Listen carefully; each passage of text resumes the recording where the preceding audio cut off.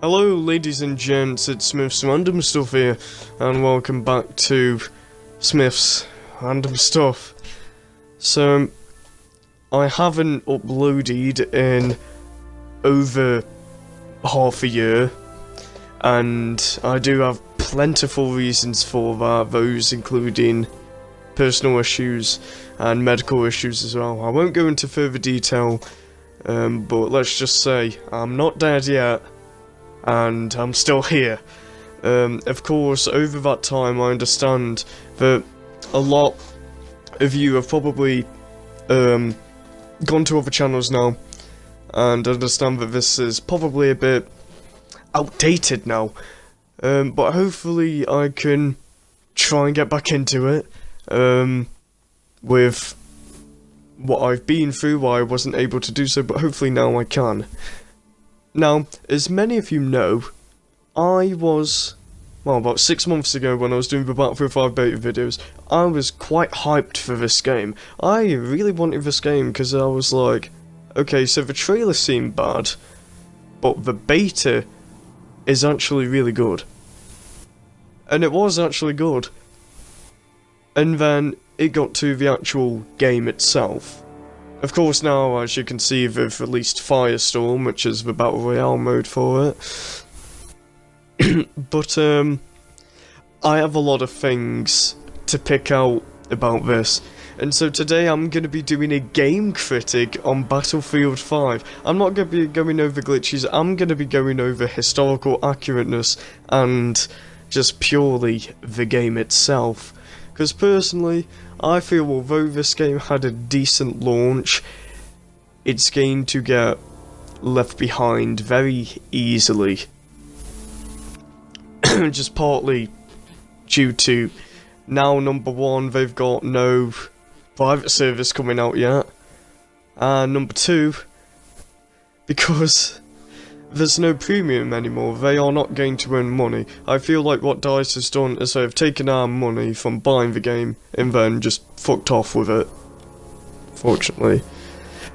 So in chapter 1, they just added in a bunch of new weapons like this MAS 44 French semi-automatic rifle and stuff, and they added in this for the medic, the ZK, which is Czech, I believe, but I don't get it because it looks the exact same as the EMP, the exact same as the MP28, and the exact same as the MP34, and I somewhat feel that DICE has been a bit lazy there in terms of what they're doing. And then we've got this M1922 MG, which I don't even know what it is, but apparently the description in game is that it wasn't used much, which leads me to question why did they put it in the game. In terms of snipers, they added in a Ross rifle. The Ross rifle.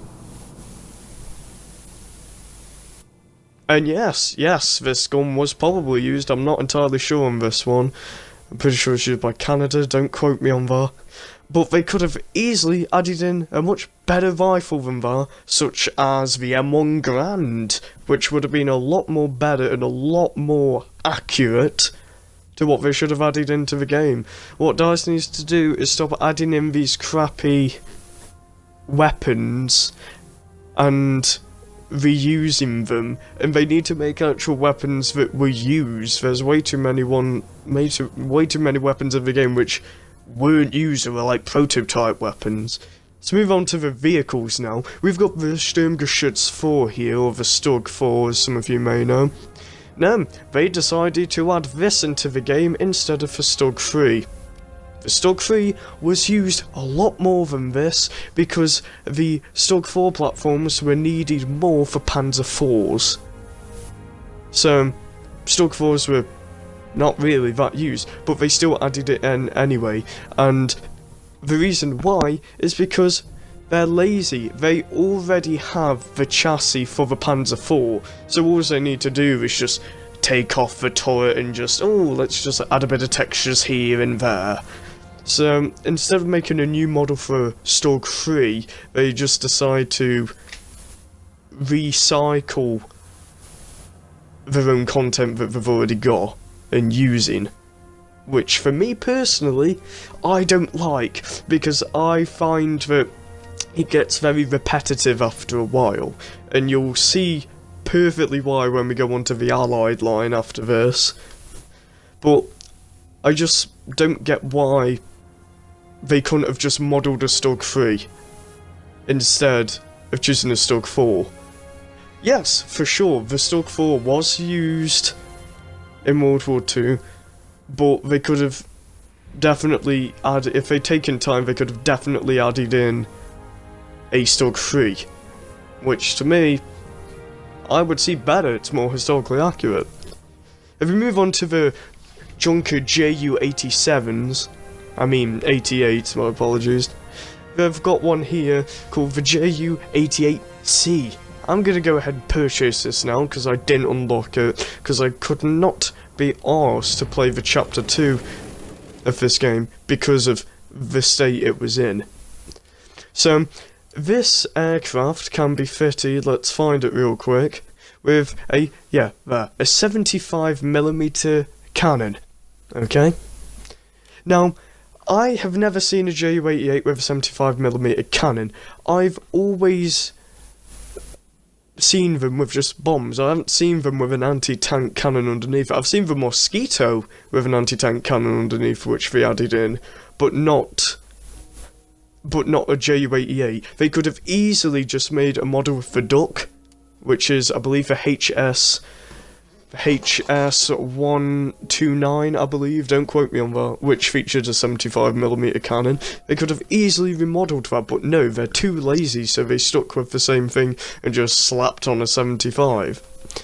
Now, the Churchill gun carrier here, for the Allies, this was not used at all. There was, I think, 2 prototypes made of this, but it was so slow and so poor that they did not put this into combat. I believe it was used as a training vehicle, but once again, don't quote me on that, I am not a full-on historian. But this was not used, and it questions me why they added this into the game, because they could have easily added in a Sherman Firefly, because they've already got the models from the campaign to do so. It just shows how lazy DICE is when they just do this, and once again they're using the Churchill model just to create something a bit more simpler. And I think the Allies line is probably the most worse for this, because let's see here, we've got the Valentine Archer, the Valentine Mark 7, I'm pretty sure it was, and the Valentine AA. I do not know how the AA is doing in the game. That was barely used, and I can tell you that for sure, because it's got such a slow engine. It was barely used, but once again, DICE is lazy, and they're just reusing models, same with the Archer. Now, you could argue that they're doing it the same with the Flak Panzer IV, or the Wirbelwind, or the Ostwind, or whatever you call it, but that was actually used quite, well, decently, so I guess in that remark it's okay. One thing I don't get here about the Valentine Archer, though, is that when you drive it in-game, you drive it backwards. And I don't get it.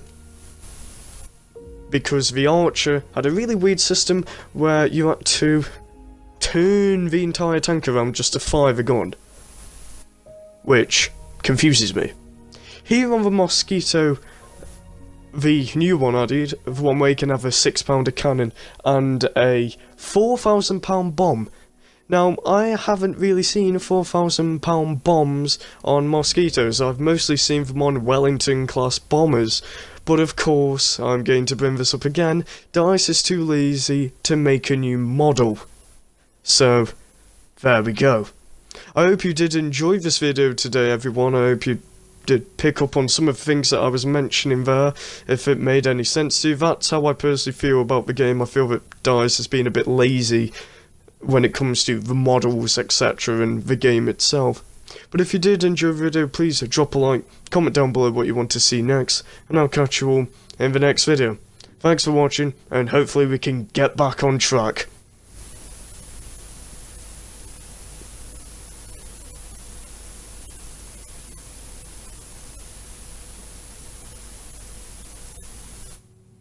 Ahem.